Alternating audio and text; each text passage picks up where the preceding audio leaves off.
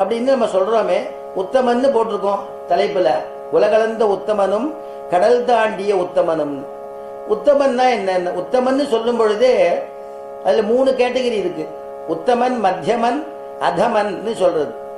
உத்தமன் அப்படின்னா என்னன்னா, உத்தமன் அப்படிங்கிறவன் பெறத்திய தன்னுடைய சொரூபத்துக்கு இழப்பமாக ஒரு காரியம் இருந்தா கூட அதை இன்னொருத்தனுடைய மற்றொருவனுடைய நன்மைக்காக வேண்டி செய்யக்கூடியவன் உத்தமன்.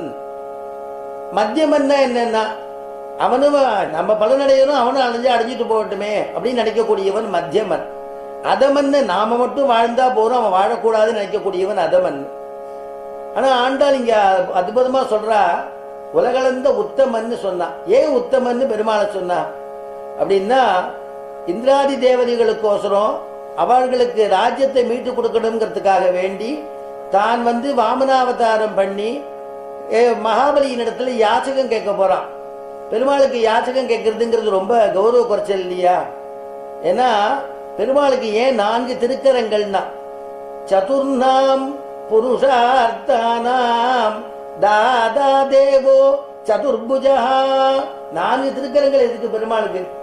சதுர்ணாம் புருஷார்த்தானாம், ஒவ்வொரு கையினாலையும் சதுர்விதமான பல புருஷார்த்தம், அறம், பொருள், வீடு, இன்பம் சொல்லக்கூடிய 4ஐயும் வாரி வழங்கக்கூடிய வள்ளலாம் பெருமாள். அதனால 4 திருக்கரங்களாம். அதனால தாதா தேவோ சதுர்புஜா அப்படி இருக்கக்கூடிய ஆழ்வார் மங்களாசாசனம் பண்றார். அலம்புரிந்த நெடுந்தடக்கை அமரர் வேந்தன்கிறார்.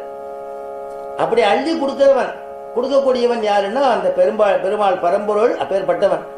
அதனால அவனை உத்தமன்னு சொன்னான். அதே மாதிரி அந்த உலகளந்த உத்தமன்னா, அந்த இந்திராதி தேவதைகளுக்கு ராஜ்யம் மீட்டு கொடுக்கணுங்கிறதுக்காக தனக்கு இழப்பமான காரியத்தை செஞ்சுன்னு வந்தானா. அதனால ஓங்கி உலகளந்த உத்தமன்னா. அப்ப